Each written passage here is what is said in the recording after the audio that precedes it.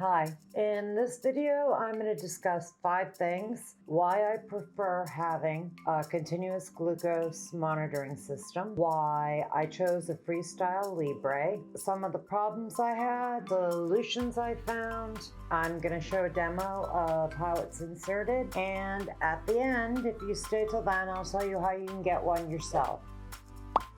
If you don't know why you want to monitor your blood glucose, please check Jennifer's advice for the newly diagnosed, which is in the description box below. Even if you're not newly diagnosed, it explains pretty clearly why we want to test blood glucose regularly. So the reason I wanted a CGM is because there's just so much more data you can get from it than from a regular blood glucose meter. It's in my arm, as you can see here, and it's actually in my arm 24 hours a day, 7 days a week for up to 14 days. This is so much more information than you can get from the finger poking method, even if you're willing to do it 8 to 10 times a day. It's also a heck of a lot more pleasant to just poke yourself once every 2 weeks rather than over and over again throughout the day. Also, I'm a bit of a geek and it's a kind of geeky toy. I got a lot more data from my Libre. For instance, some foods didn't really raise my postprandial very much.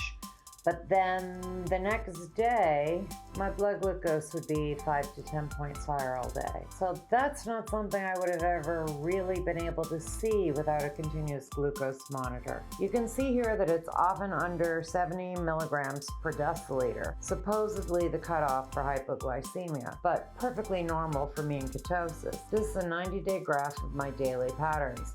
But my Libre will also show me my time and target and average glucose at different times of day for 7 days, 14 days, 30 days, or 90 days. Or I can just see my daily graph for any individual day. My Libre also lets me see things like a particular meal might not have spiked my blood glucose too much, but the next day it runs about 10 milligrams per deciliter higher. I'd never have known that food was problematic if not for my CGM.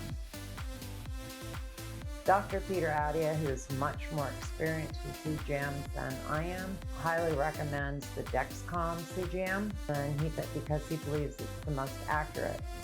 While I don't disagree with him, I also know that people who have it and even have insurance covering it still have really high copays. The thing about the Libre is that, well, my insurance does cover it and my copay is $20 a month. I think it went up to 23 recently. But even if you don't have insurance, it costs about $100 a month, which the Dexcom, the copays are higher than that. So basically the Libre is what I have because it's what I can afford. Dr. Adia uses it for all his patients, not just diabetics, because he specializes in longevity, both quality and quantity of life. And metabolic disease, such as diabetes, insulin resistance seems to be the root of most diabetic disease. So by keeping an eye on people's glucose, you can tell if they're exceeding their carbohydrate tolerance or not for longevity purposes. I need to find out for diabetic purposes. So he's probably right about it being more accurate, but while I agree with him, my pocketbook doesn't.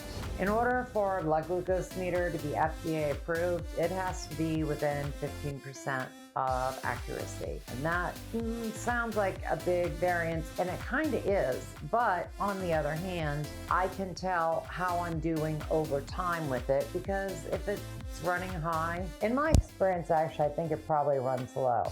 I have never looked at my 90-day average and gotten the A1C I expected. I think my blood glucose meter runs low. I think when it says that I'm like at 70 milligrams per deciliter, the odds are that I'm more like at 80. But it really doesn't matter for me, the absolute number. What matters is learning my own patterns and learning how to control those patterns and keep the numbers where I know I feel best showing up on the meter. The Libre is a 2-part system. This sensor, which is in my arm, is one part, and the other part could be a reader. But if you have the right kind of phone, which I do, this has an NFC sensor on it, I can actually test my blood glucose just with my phone. Okay, right now it's reading 108, which I'm bringing right up to make sure you can see it. Technically, all of the continuous glucose monitoring systems don't actually test blood glucose. What they test is interstitial fluid, which is the liquid that's in between your cells, and they use an algorithm to convert that into blood glucose. And that algorithm is, well, apparently, according to Dr. Adia, the Dexcom is more accurate than the Libre's algorithm, but in addition to that, it also runs about 15 minutes behind. So like what I just tested there, that was really my blood glucose 15 minutes ago. I won't know what it is right now unless I test in 15 minutes. So if you're specifically trying to change something, like if you were correcting a low and eating some glucose tablets or sweet tarts or something to raise your blood glucose, it takes a bit longer to tell if it's working. In that sort of circumstance, I'd be more inclined to use a regular blood glucose meter. But overall, having the data of what my blood glucose did all day for 24 hours, that's way more data than I get poking my finger, so it's worth the 15-minute lag. So in addition to the sensors, if you don't have a phone with NFC, then you'd have to buy the reader, and the reader costs about $100 also. But luckily, when I first got a Libre, my phone didn't have NFC, but it's becoming a whole lot more common because basically it's become the way you can pay things. Like with Google Pay, you can just scan your phone. You don't even have to take out a card and pay for your drive-through coffee or whatever. As that's become more popular, most phones are coming out now with NFC capabilities. I also just find it convenient to use my phone instead of the reader because it's not something else I have to carry around. I don't know about you, but I carry my phone all the time. I have my phone. I don't go to the bathroom without my phone. It's just always on me, or if it's not in my hand, it's in a pocket. So since I have it anyway, it's so much more convenient to carry around than the actual reader. I met another ex-diabetic recently at a picnic, and she has the newer Libre, the Libre 2. I have the original. And she's finding two things annoying about it. The first one being that it was not yet validated to work with the software on your phone, and therefore you had to have the reader. And the other one being that she found that it has alarms on it that go off anytime your blood glucose is below 70, which happens quite often when we're in ketosis. For me, it usually happens overnight, so I sure as heck would not want my Libre all night long warning me. That's obviously a great function for the parents of a type 1 diabetic child who need to know and be woke up if that child's going low. But for those of us who are just in ketosis and we get our blood glucose that low, it would just be irritating to be woke up repeatedly. So at the moment, I would tend to recommend a Libre 1, the original. I encountered two main problems with the Libre. The first one, which I did not see mentioned anywhere on the Libre forum, was I was going to a friend's wedding and I was running late. So as I rushed to get in the shower, my bra strap caught right under the Libre and pulled it out. And given they only work for 14 days, like if it's only been in a day or two, that's a pretty irritating situation. I don't have one on right now because this particular one will be done in like 12, 15 hours, something like that, and have to be replaced anyway. But basically, I bought these little patches. There's several brands. I'll link to one in the description box below. And they're sort of Band-Aids, basically, except you don't take off the middle part. You just take off sticky around the edge, and it will hold that down nice and flat so nothing can catch under it. So there's that. The other problem that I had was over a period of time. What was happening to me was, like, I used a Libre for about 6 months very successfully, and then it started happening that a sensor wouldn't start when I put it in. It would give me errors, and the manufacturer, Abbott, is really, really good about sending you a replacement. You just call their customer service line, and they mail you a new one and they send you a box to mail back the old one so they can troubleshoot, or just, I guess you can't keep swiping sensors. But what happened was it was happening over and over and over again. Like half of my sensors were bad, and I'm like, what, did my pharmacy get a bad batch or what's going on? And one day I had the sudden realization that what had changed from when I began using the Libre to this period where about half of them were not starting properly or working properly was it was now being inserted. I inserted it here on the back of my arm, and well, this is not something I'm proud of. Well, I'm proud of the weight loss, but the bottom of my arms grew that way. And it occurred to me that it was probably, because that's mostly loose skin, having trouble finding interstitial fluids. So I solved that problem by wearing my sensor here. But the issue with wearing it here is while I can reach to scan it, I can't actually insert it here. My arm's not long enough. So my friend Denise inserts it for me every 2 weeks. And at one point, our mutual friend Lindsay was here and she recorded the B-roll. The applicator, as you can see, just places it right in the arm. And then Denise is going to press down the adhesive around the edges. All there is in the middle is just a really teeny tiny thin needle that barely goes any distance, so the adhesive around the side is necessary to keep it in. And if you are someone of the bra wearing persuasion who might find a bra or a tight shirt sleeve getting caught between the Libre and the skin, that risks pulling it out.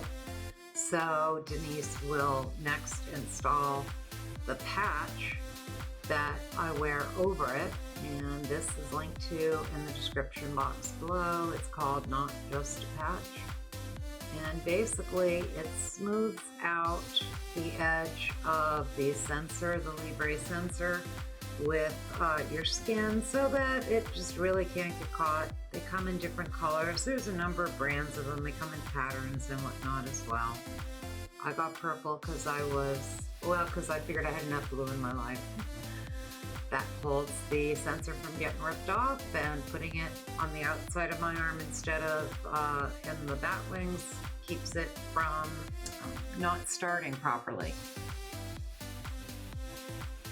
Unfortunately, the Libre is only available by prescription, but I don't see why any doctor would not prescribe it. I mean, when it comes right down to it, I mean, it's a blood glucose meter, and you can buy blood glucose meters of other sorts over the counter, so why can't you just get a Libre? And frankly, if a doctor would not prescribe it for me for any reason whatsoever, I wouldn't even have to have ever been a diabetic. I'd just be curious or something. I would go to another doctor, seriously. I don't see why any person who's curious shouldn't be able to see their blood glucose as much as they want. The question more comes up with insurance and whether insurance will pay for it or not. It will pay for it for type 1s, and it will pay for it for type 2s who are on insulin, certainly. And the recent Medicare ruling on this topic was that it's covered for type 2s for whom it's medically necessary. What medically necessary means might depend on the practice. If your doctor is relatively independent, that's one thing. If they belong to a practice that has umbrella rules for all the physicians, they may have a rule like you have to be on insulin. I have thus far had 3 different PCPs renew my prescription for my Libre. I explained to them that it is medically necessary. It's why I'm not on insulin anymore. And some of that, honestly, if we're gonna, just tell the truth, it might be a bit of a psychological dependence, and that's fine with me.